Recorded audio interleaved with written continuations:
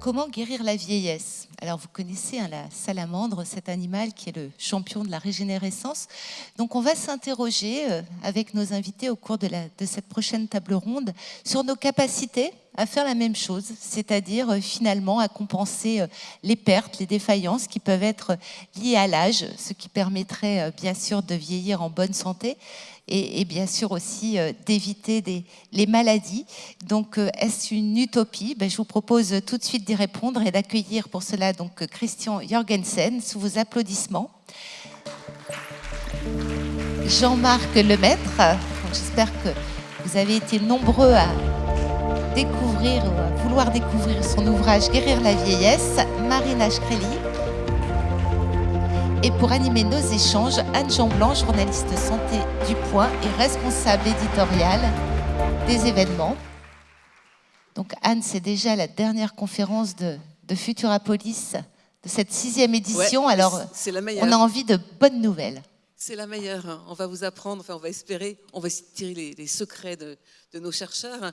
Alors, évidemment, ils n'ont pas le secret de la vie éternelle, ça se saurait, mais ils vont nous apprendre à gagner des années de belle vie, des années en bonne santé, ce qu'on souhaite à tous les gens qu'on aime et ce qu'on souhaite pour nous aussi. Alors, ils vont parler de travaux relativement récents, de travaux de recherche plus fondamentale, dont je bénéficierai peut-être pas parce que ça prend du temps en laboratoire, mais on va quand même explorer différentes voies. Donc, merci à vous d'être là. Alors, Christian Jorgensen, vous êtes chef de service d'immunorhumato au CHU de Montpellier et directeur de l'Institut de médecine génératrice et de biothérapie de Montpellier. Jean-Marc Lemaître, vous êtes directeur de recherche INSERM, vous êtes co-directeur de l'Institut de médecine régénératrice et biothérapie de Montpellier et vous avez récemment écrit un livre qui s'appelle « Guérir la vieillesse ». Vous pourrez encore faire quelques signatures à la fin de cette table ronde. C'est vraiment un livre intéressant, je vous le conseille. Et puis nous avons la chance d'avoir Marina Shkreli qui arrive de Nice. Donc Marina, vous êtes chercheuse, responsable d'équipe au sein de l'Institut de recherche sur le cancer l'IRCAN à Nice. Alors, on va commencer déjà. Nous avons 2 chercheurs en médecine. Moi, je voudrais savoir si vous avez des visions et des pratiques différentes de la recherche contre le vieillissement. Allez, on va commencer puisqu'il y a un médecin. On va commencer par le médecin, puis après, il y a les 2 chercheurs qui vont pouvoir compléter. Christian. Alors, la première question qu'on peut se poser, est-ce que vieillir, est-ce que c'est une maladie ou est-ce que c'est un état physiologique? Ce qui paraît quand même à peu près clair aujourd'hui, c'est que c'est un mécanisme biologique et contrairement à ce qu'on pensait, qui est en partie réversible. C'est de la biologie, ça veut dire qu'on peut mieux le comprendre et si on peut mieux le comprendre, on peut probablement on espère, le moduler, surtout quand des pathologies s'installent, dont le risque augmente avec l'âge. Donc je ne dis pas que c'est forcément des maladies directement liées à l'âge, mais en tout cas le risque augmente avec l'âge. Et donc là, il y a quand même des ouvertures. Est-ce qu'on peut le ralentir? Est-ce qu'on peut freiner cette évolution? Et est-ce qu'on peut finalement effectivement améliorer la qualité de vie des sujets? Marina. Alors en fait, l'étude du vieillissement, je pense, est un domaine de recherche qui est assez récent dans la recherche mondiale, donc, et qui est en plein essor et en plein développement. Et je pense effectivement que le chercheur ne va pas avoir tout à fait la même approche que le médecin qui travaille sur le translationnel, donc trouver vraiment des molécules qui puissent être utilisées en clinique. Le fondamental, nous, on se passe plus en amont. En fait, on va essayer de comprendre les mécanismes, qu'est-ce qui caractérise le vieillissement, quelles sont les choses qui sont spécifiques au vieillissement. Et on ne peut pas développer un médicament derrière si on n'a pas compris déjà à la base comment marche ce processus. Après, je suis d'accord avec Christian, on peut pas vraiment... Pour moi, le vieillissement, ce n'est pas vraiment une maladie, c'est un processus naturel biologique qui a des pour et des contre. Et si on veut moduler le vieillissement, il faut être prudent et le faire de manière très précise et contrôlée, je pense. Jean-Marc, vous voulez guérir le vieillissement, donc c'est une maladie? Oui, alors un chercheur qui parle, bien sûr. Et effectivement, quand j'ai écrit ce livre, c'est en fait une conséquence de l'aboutissement des recherches, comme le précisait ma collègue, sur le vieillissement, à peu près une quinzaine d'années de recherche. Et ce qu'on a identifié quand on est chercheur et quand voilà, on regarde les recherches partout dans le monde, eh bien, on s'aperçoit qu'à chaque fois, avec les pathologies qui arrivent, les pathologies liées à l'âge, on les connaît, le diabète, l'ostéoporose, l'arthrose, les maladies cardiovasculaires, jusqu'aux maladies neurodégénératives, eh bien, on identifie des dénominateurs communs qui sont caractéristiques du vieillissement de nos cellules. Il y a deux états, finalement, de la cellule qui impactent sur le vieillissement de nos tissus. Ce sont les cellules qui rentrent en sénescence, et puis des cellules qui, petit à petit, perdent leur fonction, qui vieillissent, que j'appelle cellules déprogrammées. On sait aujourd'hui que ces cellules perdent petit à petit leur programme. Et donc, ce qu'on sait, c'est que lorsqu'on cible aujourd'hui ce vieillissement cellulaire en ciblant ces deux destins de la cellule, la sénescence et la déprogrammation de nos cellules, eh bien, on gagne des années de vie en bonne santé dans nos modèles animaux, bien sûr, et au-delà de ça, on retarde, voire éradique les pathologies liées à l'âge. Alors quand je dis que la vieillesse est probablement une maladie, en fait, je pense que c'est la mère des maladies. C'est le vieillissement de nos cellules qui est la mère de maladies. Et ce que travaillent les médecins spécialistes comme Christian Jorgensen, l'arthrose, finalement, ce n'est que la conséquence du vieillissement. Et si on veut traiter une maladie, eh bien, il faut tenir compte de ça. Et peut-être qu'il faut prévenir plutôt que traiter, puisque, effectivement, même si on trouve ces dénominateurs communs dans les tissus qui sont sièges des pathologies, finalement, le mal est déjà fait. Et donc, probablement que l'ensemble des traitements qui pourraient guérir la vieillesse, eh bien, peut-être qu'il est déjà un petit peu trop tard. Donc, typiquement, non, le chercheur... Pas ça. Non, bien sûr, on sait que certaines molécules ont des effets sur les pathologies, bien sûr, mais probablement, et on a entendu parler de santé globale, toutes ces conférences, eh bien, le vieillissement, je pense qu'il faut le prendre de façon globale. Effectivement, il faut faire de la prévention et probablement essayer d'éviter l'apparition des pathologies liées à l'âge. Et aujourd'hui, on a des outils. On parlait de l'exercice physique, on parlait de l'alimentation, etc. Mais on a des outils médicaux, des molécules, des stratégies. Et donc, peut-être qu'il faut penser la vieillesse comme une maladie pour que peut-être les médecins s'emparent de ce domaine en essayant de traiter des patients avant qu'ils soient malades et avant qu'ils acquièrent les pathologies liées à l'âge. Christian, un petit mot de réaction. Vous êtes d'accord ? Alors, oui, je partage ces idées. On sera de toute façon certainement plus efficace donc en amont. Donc l'aspect préventif est sûrement important. Et effectivement, la sénescence dont on parlait est à l'origine de beaucoup de pathologies finalement après complexes et chroniques et alors, ce que je vous propose, c'est d'explorer avec vous trois voies de recherche qui correspondent un peu à vos activités. On va commencer par ce qui risque d'arriver le plus rapidement pour nous, patients, et qui commence à arriver déjà. Donc, ce sont les traitements dits sénolytiques, donc sénile, vieillissement, lytique, découper, combattre. De quoi s'agit-il exactement et est-ce que ce traitement, on pourra en disposer dans un délai relativement bref ?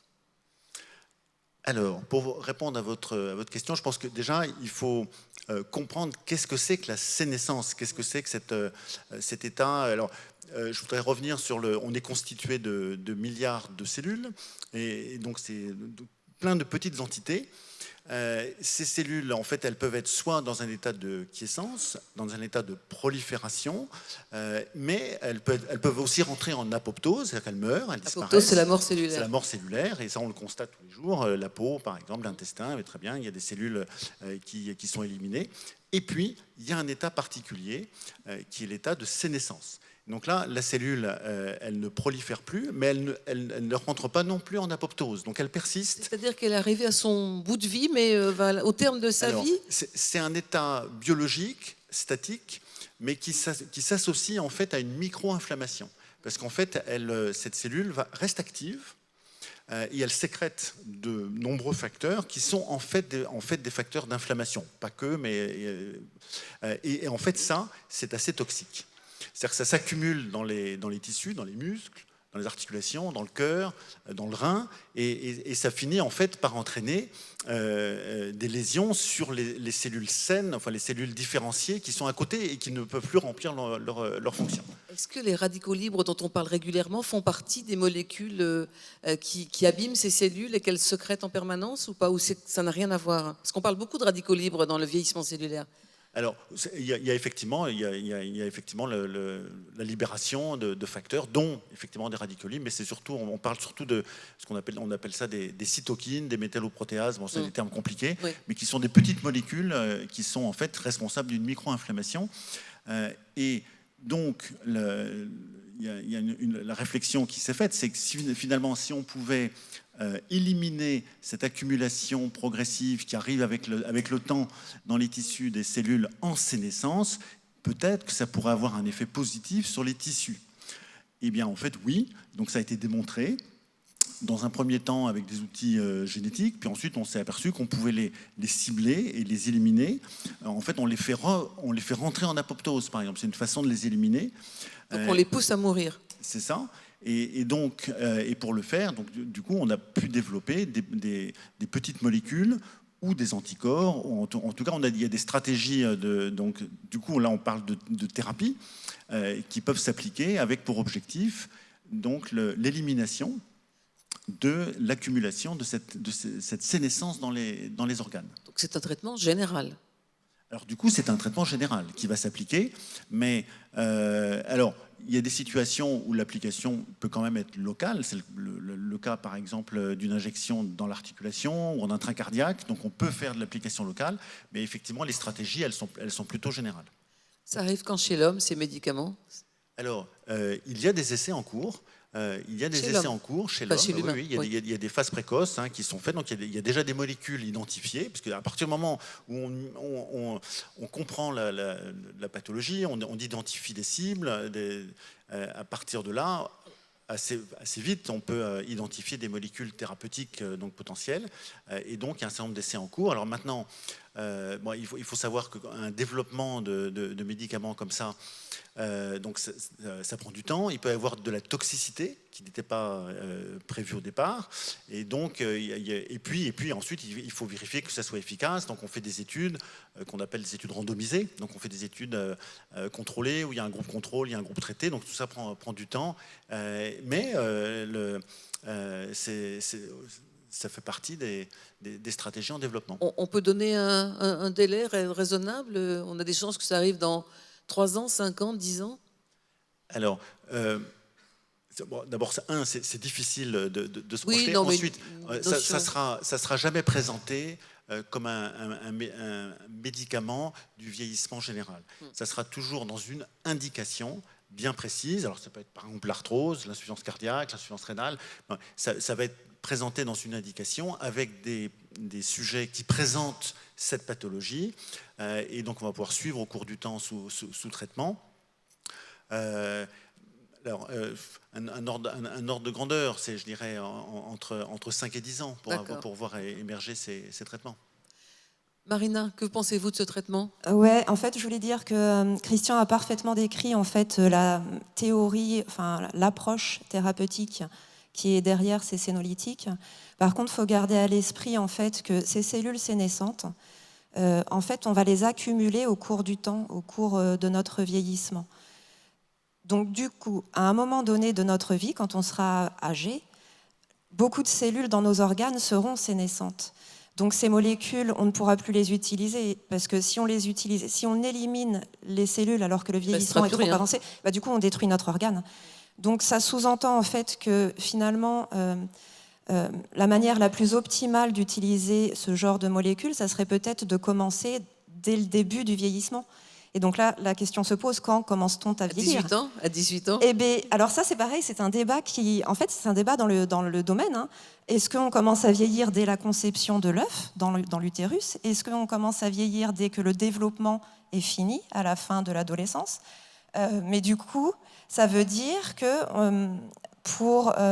on sera plutôt dans une approche préventive où on va éviter de vieillir par l'emploi de ces molécules, ce qui veut dire que malgré le fait qu'on soit en bonne santé et jeune, il faudra envisager de prendre ces molécules, ce qui peut poser des problèmes éthiques après au niveau de la population générale. Jean-Marc ? Je suis ravi que vous partagiez ce que je disais précédemment, c'est qu'effectivement, il faut faire de la prévention et il vaut mieux traiter le mal avant qu'il n'arrive. Et on sait maintenant, on a identifié ces mécanismes moléculaires qui sont là présents et qui nous font vieillir. Donc typiquement, oui, je suis absolument sur la même vision que vous. Alors bien sûr, ça pose une question, c'est-à-dire quand est-ce qu'on vieillit, vous l'avez dit. Mais ça, aujourd'hui, on peut l'évaluer. On sait que, par exemple, sur une simple prise de sang, on peut calculer assez fidèlement votre âge physiologique. Pourquoi ? On mesure quoi ? On mesure quoi, par exemple ? Alors, pourquoi déjà ? C'est le cas. Pourquoi on peut mesurer ça dans le sang ? Eh bien, parce que quand on a des cellules sénescentes qui s'accumulent dans les tissus, des cellules qui vieillissent, qui sécrètent des facteurs, il faut savoir que ça passe dans la circulation, tout ça. Et donc, même vos cellules sanguines, elles sont en contact et elles subissent l'effet de tout ça. Et donc, en fait, si vous regardez dans votre sang des marqueurs protéiques qui circulent, eh bien, vous retrouvez des marqueurs de cellules sénescentes qui sont sécrétées et qu'on peut quantifier dans le sang. Même chose, vos cellules immunitaires qui circulent, eh bien, elles ont subi tout ça. Et donc, elles vieillissent aussi. Et quand on regarde certains marqueurs, comme par exemple des marques sur notre génome, qui sont ce qu'on appelle des marques épigénétiques, c'est-à-dire que ce n'est pas nos gènes, la séquence d'ADN, mais c'est comment cette séquence peut être régulée avec un certain nombre de marqueurs. Eh bien, quand on regarde ça, on sait que c'est corrélé sur certains sites, c'est corrélé à l'âge de la personne qu'on évalue. Et si on rajoute un certain nombre de paramètres physiologiques, eh bien on peut calculer l'âge biologique d'un individu, et qui est souvent différent de l'âge chronologique. Donc effectivement, si vous avez 50 ans d'âge chronologique, et puis que finalement les chiffres sur une prise de sang disent que vous en avez plutôt 60 ou 65, eh peut-être que là, il va falloir faire quelque chose. On parlait de ces traitements sénolytiques. Ben, si on s'aperçoit qu'effectivement, vous avez trop de sénescences, peut-être qu'il faut les utiliser. Et ce que disait effectivement Christian, c'est que les données de façon générale contre le vieillissement, ben, c'est là où est le problème. C'est qu'un médecin ne va pas donner une molécule à quelqu'un qui n'est pas malade. Donc la première étape, c'est d'évaluer le vieillissement de façon physiologique. Et c'est, je pense, comme ça qu'on arrivera à mettre en place une nouvelle médecine, une médecine de la longévité, qui prendra les gens en charge sur des paramètres précis, qui sont juste le vieillissement et l'évaluation du vieillissement. Avant de laisser Christian rajouter quelque chose, on n'a plus l'âge de ses artères, on a l'âge de ses marqueurs. Exactement. C'est ça, c'est le principe du test compagnon. C'est-à-dire quand le développement de la thérapie ciblée s'accompagne d'un biomarqueur, donc d'une signature qui permet effectivement d'identifier le sujet qui sera le plus à même d'avoir besoin du traitement ou de répondre au traitement. Ok, on va passer à une deuxième partie de cette table ronde. Donc, ce sont vos travaux essentiellement, Marina. Vous vous intéressez particulièrement aux cellules souches, donc aux cellules encore immatures qui sont présentes dans bon nombre de nos organes et qui viennent compenser les pertes. Les plus connues sont celles qui régénèrent quotidiennement notre sang, les fameuses cellules souches hématopoïétiques. Mais de telles cellules, on en a dans tous les organes. Racontez-nous ce que vous cherchez actuellement. Alors, oui, effectivement, je travaille sur les cellules souches, mais plus sur la régénération. Et donc, le processus de régénération, c'est faire face à une perte dans un organe. C'est-à-dire quand des cellules sont éliminées, c'est la capacité que va avoir l'organe à refaire des cellules neuves qui vont remplacer la perte. Et ces cellules vont être totalement fonctionnelles, donc on va être comme neuf. Et donc, moi, mon objectif de recherche, c'est vraiment de comprendre quels sont les mécanismes moléculaires qui régulent cette régénération et qui permet ce renouvellement cellulaire pour le stimuler et refaire du neuf avec du vieux. Maintenant, on peut... Donc, historiquement, il y a plusieurs organes où ça fait un moment, ça fait longtemps, où on a identifié en fait les cellules souches qui sont responsables de cette régénération. En particulier, par exemple, il y a l'intestin. Donc le système hématopoïétique aussi, comme vous l'avez dit, c'est plutôt des organes où le niveau de renouvellement va être très rapide, en fait, qui vont se renouveler rapidement. Par exemple, l'intestin, en 4-5 jours, votre intestin, il est tout neuf. Votre peau, ça va mettre 3 semaines à peu près. Donc dans ces organes, ça a été assez facile d'identifier ces cellules parce que le rythme de renouvellement est assez rapide. Par contre, il y a d'autres organes où on a pris plus de temps pour identifier les cellules. Et il y a des organes comme celui sur lequel je travaille, qui est le rein, où il y a encore controverse sur l'existence de ces cellules. Ça a été le cerveau, on a mis du temps, c'est assez récent en fait, on a trouvé des cellules souches nerveuses, et donc le rein, on en est vraiment aux prémices de la mise en évidence de ces cellules souches progénitrices qui permettent de régénérer. Quand on parle de régénération, on pense très souvent au foie, parce qu'on dit que le foie a une faculté de se régénérer très vite. Est-ce que pour vous, c'est un objet de recherche particulièrement intéressant ? Alors le foie, c'est un organe très particulier, et comme en fait, c'est un organe qui, dans la culture humaine, est connu depuis des siècles, puisque c'était avec Prométhée, le mythe de Prométhée, en fait, qui avait mis en évidence, en fait, je ne sais pas si c'est de manière intuitive, hein, où ils avaient décrit donc c'était un aigle qui venait picorer le foie de Prométhée et qui se refaisait pendant la nuit, et tous les jours, c'était sa torture faite par Zeus, où le foie se renouvelait. Donc, de manière intuitive, c'est quelque chose que l'être humain a appréhendé de manière très tôt. Et effectivement, le foie, c'est impressionnant sa capacité régénérative, puisque si vous lui enlevez les 3/4 de l'organe, en 15 jours, il va redevenir... 15 jours. Ah ouais, c'est extrêmement rapide. Donc, du coup, le foie se régénère bien, c'est un organe qui a une forte régénération. Maintenant, c'est encore polémique dans notre domaine pour savoir comment l'organe arrive à faire ça.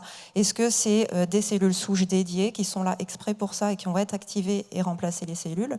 Ou est-ce que c'est les cellules qui sont différenciées, qui font déjà qui maintiennent la fonctionnalité de l'organe, qui sont capables de revenir à un état fondamentale pour se réactiver et remplacer, c'est encore quelque chose qui fait débat dans le field. Christian, vous travaillez sur un organe qui se régénère quand même très peu, très lentement, c'est le cartilage. Vous en êtes où ? Alors, effectivement, c'est une pathologie courante, fréquente, alors que ce soit le cartilage articulaire ou le disque intervertébral. Et donc là, la stratégie était un peu différente, puisque du coup, on est allé chercher des cellules souches ailleurs, et on est allé les chercher dans le tissu adipeux. En fait, il y a une raison à ça. Tous ces tissus de soutien, qu'ils soient adipeux, musculaires, articulaires, osseux, en fait, ont une même origine embryonnaire. Et donc, ce sont ce qu'on appelle des tissus mésenchymateux. Et donc, de nombreux travaux depuis des années ont montré que ces progéniteurs dans le tissu adipeux pouvaient se redifférencier de façon dans un nombre limité de tissus. Mais le muscle, l'os, le tissu adipeux et le tissu articulaire, c'était possible. Et donc, les stratégies ont été d'abord de mieux caractériser ces progéniteurs, ensuite de mieux comprendre comment les orienter dans leur différenciation, parce qu'on ne cherche pas à faire un tissu osseux dans l'articulation, ça ne va pas. Donc, il faut en même temps maîtriser, contrôler cet aspect biologique. Et puis, assez vite, ça a conduit à développer des stratégies de thérapie, donc des applications. Et donc, vous savez, quand on fait des applications, on commence par faire quelques sujets, après avoir vérifié qu'on était dans toutes les conditions de sécurité, qu'on était capable d'avoir des cellules de façon très homogène, très reproductible, et surtout avec des garanties de stabilité, de sécurité. Et on a pu comme ça mener des essais internationaux avec des indications articulaires. Alors donc là, les résultats sont en train de tomber. Tout ça prend du temps, puisqu'il faut attendre que le dernier patient inclus, puis on parle de centaines de patients, le dernier patient inclus ait été suivi pendant une durée suffisante, et la durée c'est en général 1 an pour avoir une réponse. Et donc on commence maintenant à voir les résultats qui montrent qu'effectivement, il y a un bénéfice quand on regarde l'impact sur la douleur, la fonctionnalité articulaire, et on a une réponse qui reste modérée, qui reste modeste. Alors, il y a beaucoup de travail encore à faire sur c'est un peu de ce qu'on disait tout à l'heure, c'est-à-dire le choix du patient à quel moment, et assez clairement, si on propose des stratégies de ce type trop tardivement, eh bien les résultats sont moins bons, alors que si on le propose très tôt, dès le début des lésions donc là, articulaires, c'est là où on a les meilleurs résultats. Donc il y a une réponse thérapeutique qu'on va encore améliorer. Et donc il y a un champ très large pour justement améliorer ces produits de thérapie cellulaire. Donc la cellule devient un médicament à ce moment-là. Il y a quelques années, il y avait eu des travaux sur l'insuffisance cardiaque, avec des cellules souches. C'était les travaux de Philippe Ménacher notamment. Et il était arrivé au bout d'un certain temps à la conclusion que finalement, ce n'était pas la cellule qu'on remettait, mais c'était entre guillemets le jus de cellule, c'est-à-dire tous les facteurs de croissance qu'elle sécrétait qui apportaient la solution. Est-ce que ces travaux existent encore aujourd'hui? Est-ce qu'ils sont poursuivis? Ou est-ce que finalement ça a été une hypothèse qui a été abandonnée? Parce que dans l'insuffisance cardiaque, il y a eu des essais chez l'homme quand même qui ont été faits. Qui peut répondre? Je peux rebondir là-dessus. Donc c'est un champ qui explose, donc c'est pas du tout arrêté, ça continue largement. On appelle ça donc les vésicules extracellulaires. Donc on sait que les cellules, elles ont leur capacité de différenciation, elles ont leur capacité de produire, pour interagir avec les cellules autour, l'environnement. Voilà. Mais ça ne s'arrête pas à ça. Elles sécrètent également des toutes petites vésicules qui peuvent diffuser assez loin et qui peuvent circuler dans l'organisme et qui vont contenir de nombreux facteurs, y compris des ARN, y compris des protéines. Et donc c'est ça qui va interagir sur les cellules de l'environnement et envoyer un signal de régénération. Jean-Marc, on ne vous a pas entendu sur le sujet des cellules souches? Alors oui, en fait, il y a plusieurs types de cellules souches. Celles que travaille Christian, voilà, les cellules adipeuses, mais il y a aussi les cellules souches dans de nombreux tissus. Et par contre, ce qu'on sait, c'est qu'avec l'âge, nos cellules souches, elles vieillissent comme toute autre cellule et elles diminuent aussi en nombre. Pourquoi? Parce que Christian l'a dit tout à l'heure, il y a des cellules qui rentrent en apoptose, qui se détruisent. C'est vrai aussi pour les cellules souches de nos tissus.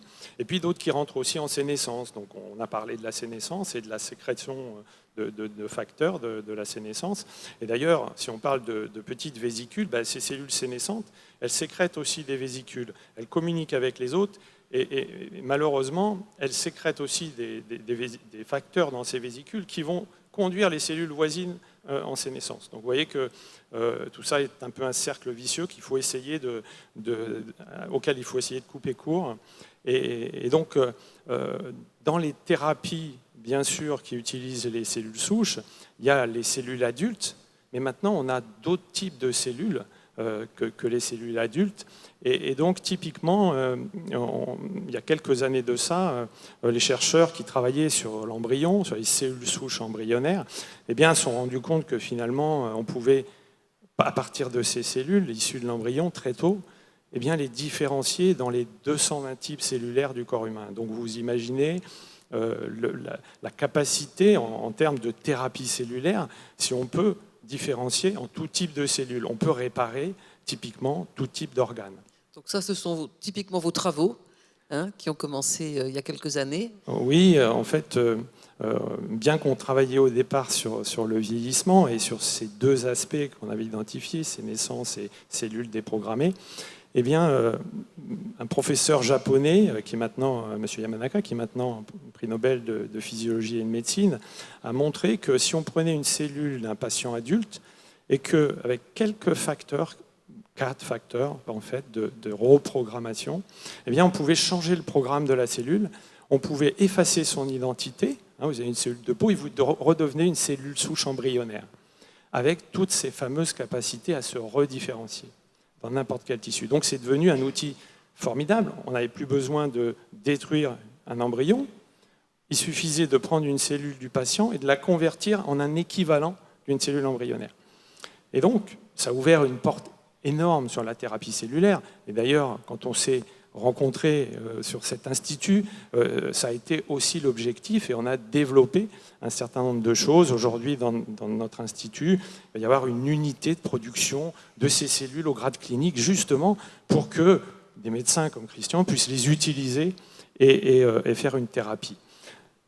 Avec ça, En ce qui me concerne, puisque je m'intéressais au vieillissement, eh bien, j'ai essayé d'utiliser cette stratégie, puisqu'on retourne à un état embryonnaire, donc beaucoup plus jeune qu'une cellule adulte vieillissante. Et donc, on a pu, après de multiples tentatives, réussir à reprogrammer les cellules sénescentes, dont on parlait, des cellules de centenaires. Des cellules de centenaires, hein. C'est vraiment de Exactement. avancées en âge. Hein. Et surtout, on a effacé les marques du vieillissement au passage. Et quand on les a redifférenciées, on était parti de cellules de peau, on les a redifférenciées en cellules de peau, et puis on les a comparées. Et là, on s'est aperçu que finalement, on avait effacé toutes les marques du vieillissement et on était dans un état physiologique sur tout un ensemble de paramètres qu'on connaît dans le vieillissement et de marqueurs du vieillissement qui correspondaient plutôt à une cellule d'un bébé, cellule très juvénile. Donc, ça nous a permis de démontrer via cette technologie que le vieillissement cellulaire était réversible. Et ça, quand on travaille sur le vieillissement, ça veut dire que peut-être on peut faire de la prévention, mais peut-être qu'aussi on peut réverser, et donc quand le vieillissement est déjà là. Donc ça, on a poursuivi ces travaux, bien sûr, mais... Et alors on l'a fait sur des modèles animaux maintenant, parce que il nous faut des modèles précliniques avant de passer à la clinique, et les modèles animaux en font partie. Par contre, quand on reprogramme nos cellules, on en fait des cellules souches embryonnaires. Donc faire ça sur des animaux, c'est plutôt même dangereux, puisqu'on va faire une cellule immortelle qui va pouvoir se multiplier, éventuellement créer des cellules tumorales. Donc ce qu'on fait maintenant, et on n'a pas été les seuls, c'est vraiment l'avancée de la recherche dans le domaine, mais qui est vraiment très nouvelle.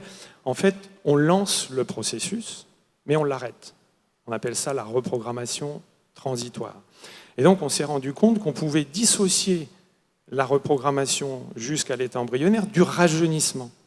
Et en fait, quand on fait ce processus, on rajeunit les cellules sans changer d'identité. Vous avez une cellule de peau, vous restez une cellule de peau. Et si on le fait sur l'ensemble de la souris, eh bien, on reprogramme toutes les cellules de la souris et on gagne des années de vie en bonne santé. Et comme les sénolytiques, on efface un certain nombre de marques et surtout l'équivalent des pathologies liées à l'âge. Et ce qu'on a même montré, c'est que même très tôt dans la vie, juste une seule reprogrammation, eh bien, on protège de l'arthrose, on protège de l'ostéoporose, et même on maintient l'indice de masse corporelle. Vous vous rendez compte, ça veut dire qu'on va maintenir la masse musculaire et on va diminuer la prise graisseuse.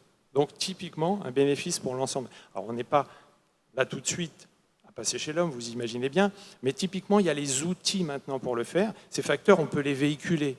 On l'a vu avec la vaccination des ARN, voilà, ces facteurs de reprogrammation, on peut les mettre dans des vésicules et aller les délivrer aux différents tissus qui sont vieillissants pour les rajeunir. Christian ? Non, je voulais rebondir, c'est effectivement dans nos collaborations, donc on va chercher les progéniteurs de l'articulation dans le tissu adipeux, mais en fait assez vite on s'est tourné vers Jean-Marc en disant mais on peut finalement aller les chercher, ces progéniteurs, à partir de ces fameuses cellules reprogrammées, on appelle ça des IPS, cellules reprogrammées. Et donc c'est ce qu'on a fait. Donc on a des cellules mésenchymateuses progénitrices dérivées d'IPS qu'on a pu ensuite redifférencier en cellules du cartilage.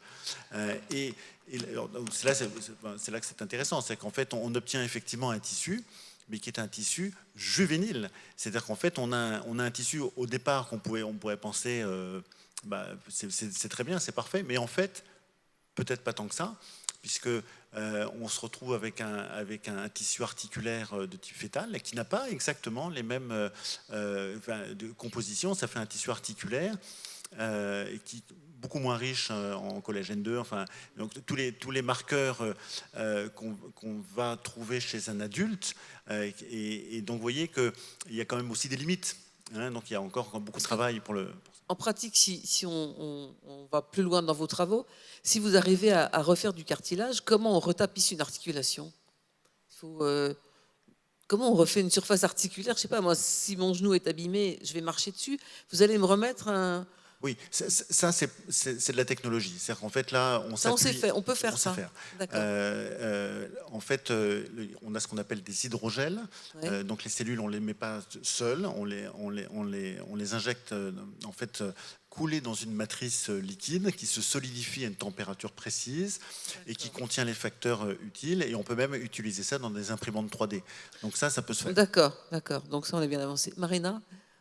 Oui, bah moi je voulais dire, j'ai une approche très similaire à Jean-Marc en fait, où j'utilise pas les mêmes facteurs pour reprogrammer un état embryonnaire, mais j'utilise un autre facteur qui est la télomérase, qui est impliquée dans La le vieillissement. télomérase, Voilà. expliquez ce que c'est. Alors la télomérase, c'est une enzyme en fait qui a été décrit historiquement comme l'enzyme qui est capable de maintenir l'extrémité des chromosomes. Puisque les chromosomes, quand la cellule va se multiplier, en fait, les bouts des chromosomes vont être boulottés à chaque division cellulaire. Et quand on n'a plus de télomère, on meurt. La cellule meurt. Ouais. Ouais. Quand le télomère atteint une taille qui est trop petite, du coup, il va y avoir une instabilité génomique qui va se mettre, c'est-à-dire les chromosomes, ils vont se mélanger dans tous les sens. Et du coup, la cellule, soit elle va mourir, soit elle peut faire un cancer aussi. Donc, le fait d'avoir cette enzyme, la télomérase, ça va contrecarrer cette perte d'extrémité des chromosomes à chaque division cellulaire. Et donc, ça va permettre de maintenir la stabilité et l'intégrité du génome au cours des divisions cellulaires. Cependant, la télomérase, donc, comme elle est responsable du maintien de ces extrémités, elle est en fait impliquée également dans 90% des cancers humains avancés. Donc les cancers humains vont réactiver, vont surstimuler cette télomérase pour stabiliser leur génome et pour leur permettre de proliférer de manière illimitée. Donc quand on va dire tripote ces facteurs, il faut être délicat et faire très attention, comme le disait Jean-Marc. Il faut faire vraiment des stimulations brèves et contrôlées pour ne pas basculer dans l'excès régénératif qui, pour moi, est le développement cancéreux. Jean-Marc, vous aviez l'air un peu dubitatif. Oui, non, je disais, parce que quand vous disiez la cellule meurt, la première chose, et je pense que ma collègue est d'accord avec ça, la première chose, c'est quand le télomère est trop court, il va être reconnu par la cellule comme un signal d'endommagement, et il va déclencher la sénescence. Et donc, on en parlait tout à l'heure, quand une cellule s'est trop divisée, elle sénesse, elle va à nouveau sécréter tous ces facteurs-là. Alors, effectivement, lorsque la cellule peut rester sénescente, et ça, normalement, tout au long de la vie, notre système immunitaire est capable de les supprimer, bien heureusement. Sinon, elle partirait sur des voies de cancérisation de façon régulière, parce qu'on a des cellules sénescentes tout au long de notre vie. Et donc, notre système immunitaire, de par justement le fait que, Christian disait, la cellule sécrète des facteurs inflammatoires, eh bien, le système reconnaît l'inflammation et détruit ces cellules sénescentes. Et avec l'âge, on sait que notre système immunitaire fonctionne beaucoup moins bien.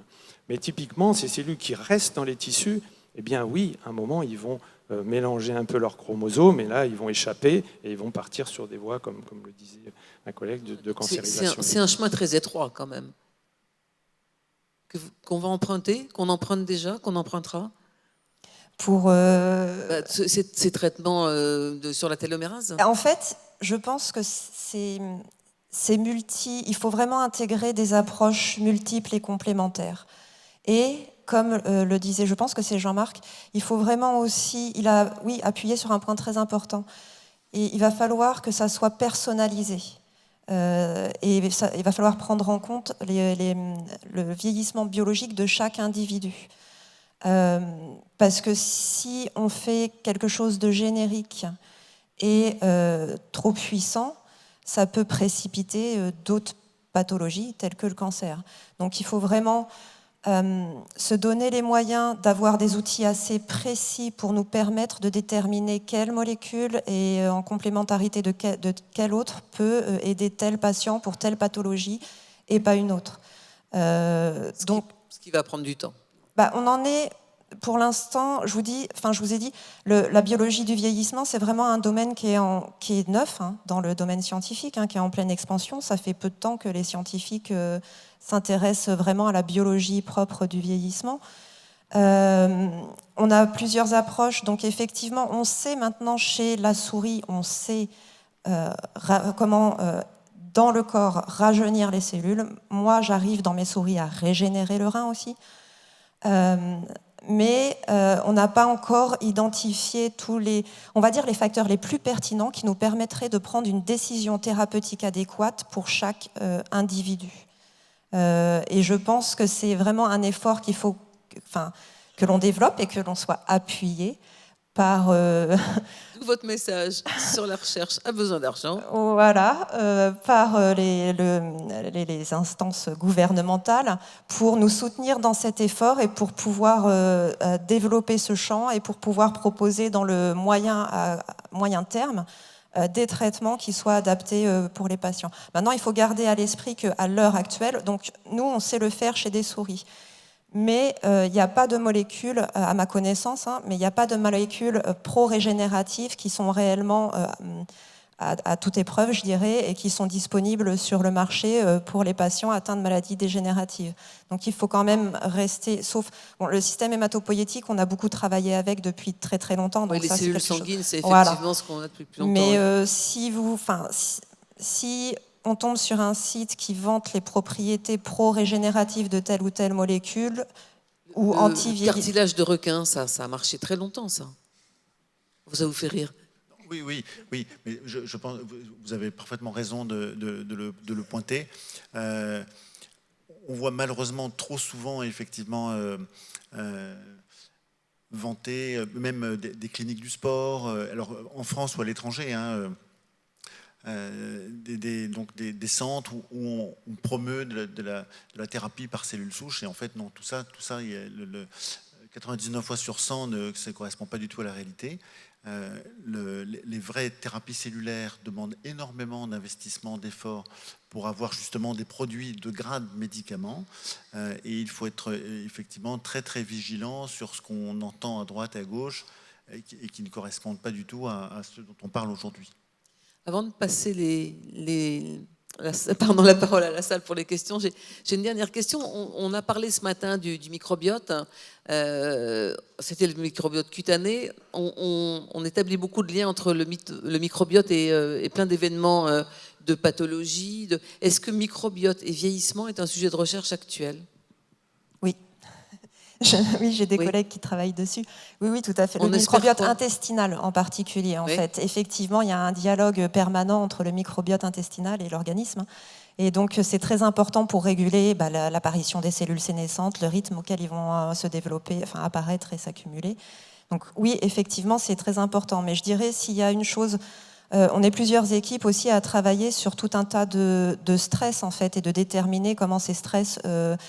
pour moi, je dirais, la cause principale, en fait, d'un vieillissement accéléré, en dehors des maladies génétiques, ça va être vraiment l'exposition au stress, quelle que soit leur origine. Non, t'es pas d'accord, Christian? Si. Effectivement, plus on va accumuler des stress au cours de notre vie, plus on va solliciter nos cellules souches, progénitrices, donc plus on va les fatiguer, les épuiser, et plus on va accumuler donc de problèmes au niveau moléculaire dans nos cellules, ce qui va les précipiter vers la sénescence. Donc si j'aurais un conseil à donner aux gens, en fait, c'est, je sais que c'est pas facile à tenir, mais c'est d'éviter toutes sortes de stress, que ça soit aussi bien environnemental que psychique, c'est assez global en fait. Alors il y a un stress qu'on va leur éviter, c'est l'attente trop longue pour les questions, Hélène.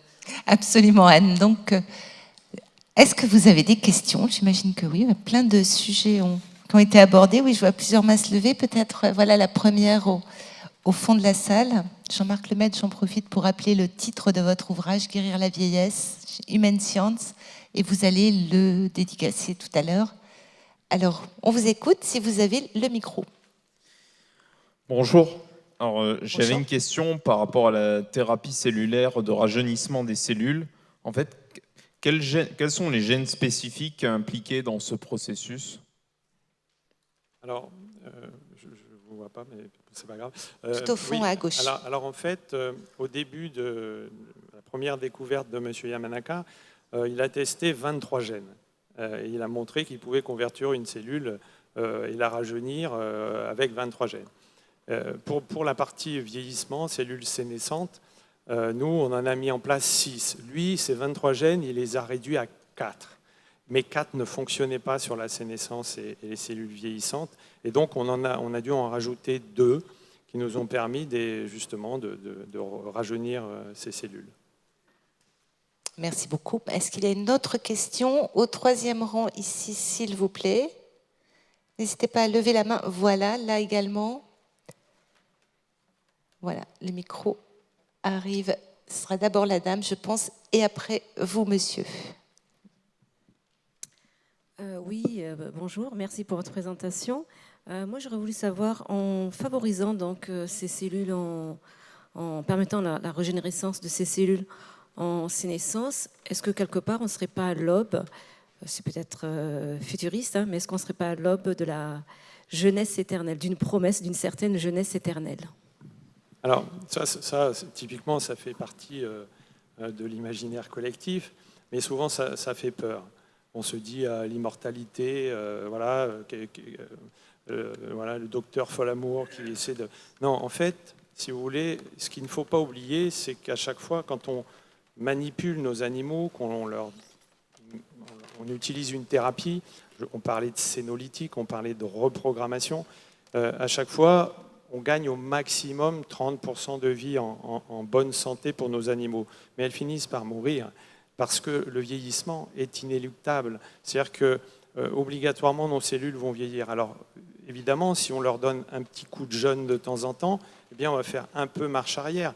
Mais le vieillissement, il fait toujours marche avant. Donc, l'intérêt, c'est plutôt d'essayer de prévenir vraiment le vieillissement, d'essayer que les conséquences du vieillissement et les pathologies n'arrivent pas. Donc, finalement, c'est essayer de vieillir, mais un petit peu plus jeune peut-être, mais surtout en bonne santé. Merci beaucoup. Vous avez une question au 3e rang, monsieur. Bonsoir, merci. Vous nous expliquez que les cellules se renouvellent très rapidement, mais elles restent vieilles, elles sont sénescentes, elles ne se rajeunissent pas en se renouvelant. Alors, Deuxième question, est-ce qu'il existe à Montpellier une équipe qui travaille sur l'insuffisance cardiaque? je vais répondre sur la première question et puis je vais laisser les Montpelliérains répondre après. Non, effectivement, par exemple, si on prend le cas précis de l'intestin, les cellules de notre naissance jusqu'à notre mort, elles vont se renouveler à ce rythme extrêmement rapide. On va avoir l'intestin en entier qui est refait à neuf tous les 5 jours. Le souci, effectivement, c'est que nos cellules, notamment les cellules souches qui sont le soutien, la racine en fait de ce renouvellement, vont perdre leurs propriétés au cours du vieillissement. Elles vont être un peu abîmées, quoi. Et donc, soit l'intestin se refera toujours rapidement quand on sera plus âgé, mais il y aura plus d'erreurs dans la copie. Donc, il sera moins fonctionnel, en moins bon état que l'intestin d'un enfant, en fait. Même si ce renouvellement n'est pas altéré. Merci. Deuxième partie au CHU de Montpellier. Forcément. Oui. Alors, il y a de nombreuses équipes sur le site de Montpellier qui travaillent sur la régénération cardiaque, sur la cardiopathie ischémique, qui s'appuient sur des IPS pour refaire des cardiomyocytes sous forme d'organoïdes. On n'en a pas parlé. Mais des cellules cardiaques. Voilà, donc on obtient donc des cardiomyocytes, ce sont des cellules cardiaques matures, dérivées de cellules reprogrammées, qui sont remises en culture en 3 dimensions. Et qui sont battantes, qui fonctionnent. Donc il y a de nombreuses équipes et avec des résultats tout à fait passionnants. Vous avez la chance à Montpellier d'avoir un formidable CHU quand même. Absolument. Question suivante, monsieur.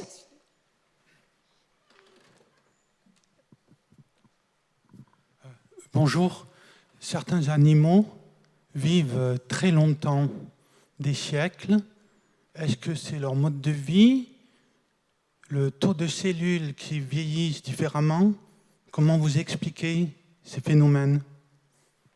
Alors, effectivement, je dirais que la nature a tout inventé et tout un ensemble de stratégies différentes souvent avec des longévités différentes.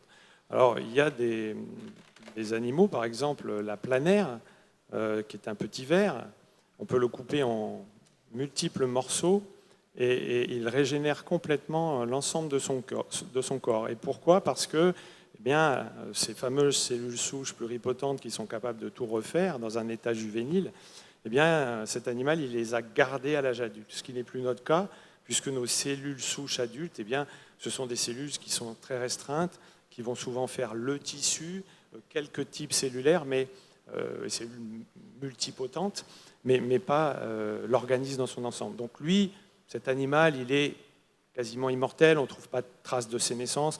Il y a des choses similaires sur l'hydre, cet petit animal qui est accroché sur le support et qui a des tentacules. Lui, ce qu'il a, c'est qu'il a des cellules souches qu'il renouvelle en permanence et tout au long de sa vie. Et à nouveau, on ne lui trouve pas de ses naissances ou de vieillissement. Et il y a un cas très particulier, ça nous ramène à la sénescence, c'est le rat nutope. C'est un animal, c'est un rat qui, alors que le rat commun vit 3 ans, celui-là vit 30 ans. Et il garde tout au long de sa vie toutes ses capacités physiques, mémorielles, etc. Et en fait, ce qui a été découvert très très récemment, parce que ça a été, vous imaginez bien, le sujet de beaucoup d'investigations, et ce qui a été découvert très, très récemment, c'est que, vous savez, ces cellules sénescentes dont on a parlé, qui n'arrivent plus à s'autodétruire et qui dommagent les tissus, et bien lui, il a cette capacité intrinsèque, une fois que la cellule est rentrée en sénescence, de la détruire. Elle se détruit toute seule. Ce n'est pas son système immunitaire qui déclenche l'apoptose. Nous, nos cellules sénescentes, elles sont malheureusement résistantes à l'apoptose. Je voulais juste rajouter, il existe même en fait une méduse qui est capable de rajeunir. C'est-à-dire qu'elle est capable de passer d'un stade embryonnaire à un stade adulte, et quand elle se sent agressée, elle se reprogramme et elle redevient embryonnaire, et donc elle a un cycle de vie illimité comme ça, qui est incroyable. Et je trouve que c'est une question qui est extrêmement percutante en fait. Et on essaye de développer ce type de projet avec 2 autres collègues à moi, mais d'un point de vue régénératif. Donc j'ai une collègue qui travaille sur la régénération chez la salamandre en Allemagne et un autre collègue qui travaille sur la régénération extrême chez l'anémone de mer. Et justement, on essaye de comparer nos systèmes pour essayer de déterminer quels sont les signaux moléculaires en fait que peut-être qui ont été perdus chez le mammifère, qui sont plus capables de fonctionner et qui vont porter cette capacité régénérative si intense dans d'autres animaux, dans le règne animal. Oui. Non, je pense effectivement c'est une question très, très pertinente. Et on est sollicité par des collègues qui travaillent à Ifremer, par exemple. Et moi, j'ai encore récemment des collègues qui sont venus me voir en me disant effectivement ils avaient des modèles comme ça d'animaux marins qui vivent pendant des centaines d'années. C'est quand même tout à fait étonnant. Et effectivement, pour comprendre la biologie qui est derrière, et on a les outils qui permettent de répondre à ça. Et on peut apprendre beaucoup en fait de l'interdisciplinarité. Donc ça, c'est effectivement... Oui. Bon, je voudrais poser une question. Vous avez la tortue qui vit plusieurs siècles. Il paraît que les Chinois disent que l'homme est prévu pour vivre une centaine d'années. Qu'est-ce que vous en pensez ? Alors, en fait, aujourd'hui, on ne sait pas s'il y a une limite biologique. L'homme, on ne sait pas si... La seule référence qu'on a, c'est Madame Calment, la doyenne de l'humanité, donc, qui est décédée à 123 ans. Et les démographes, les épidémiologistes s'opposent. Il y a 2 catégories. Ceux qui pensent qu'il y a une limite biologique et ceux qui pensent qu'il n'y en a pas. Donc c'est assez simple. Alors, pour déterminer s'il y a une limite biologique, il faut se projeter, donc faire des modèles mathématiques et se projeter à partir de quoi ? À partir des centenaires qu'on a aujourd'hui, voire des super centenaires, donc au-delà de 110 ans, mais on n'en a pas encore beaucoup. Et on sait qu'en France, on en a 27 000. En 2070, on pense qu'il y en aura 270 000. Donc vous voyez, en gros, ça double tous les 10 ans. Mais peut-être que quand on aura assez de centenaires et de super centenaires, on pourra faire des projections fiables et en tout cas savoir si Madame Calment est une exception ou si on va peut-être pouvoir aller au-delà. À suivre donc. Merci infiniment. On vous applaudit tous les 3. Merci beaucoup. Allô. Ah. Oui, alors vraiment très rapidement, monsieur, s'il vous plaît. Oui, j'avais écrit un texte pour donc ce colloque. Oui. Et bon, le texte n'est pas passé, donc je vais refaire l'idée. Le sujet était le suivant. Il y a quelques mois, je ne sais pas si vous avez assisté à ce colloque à Montpellier, en salle Rabelais, qui s'intitulait « Médecine et humanisme ». Et il y avait notamment une conférence qui va être traitée par Edgar Morin, que vous connaissez. Et le sujet de cette conférence, c'était donc... Oui. Est-ce que vous avez une question, monsieur, plutôt? Parce que là, on est en train de... Oui, je comprends bien votre... Parce que nous avons des limites physiologiques et des limites temporelles. Oui, si vous me permettez. Je vous permets. Merci. Parfait. Donc, le sujet, c'était donc vitalisme et réductionnisme. Ces deux façons d'exercer la profession médicale. Alors, je suis moi-même victime de la médecine réductionniste, qui m'a été extrêmement néfaste.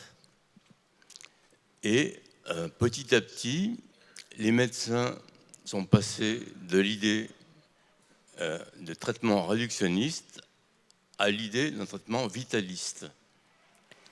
Alors, est-ce que quelque chose vous vient à l'esprit concernant ces deux termes?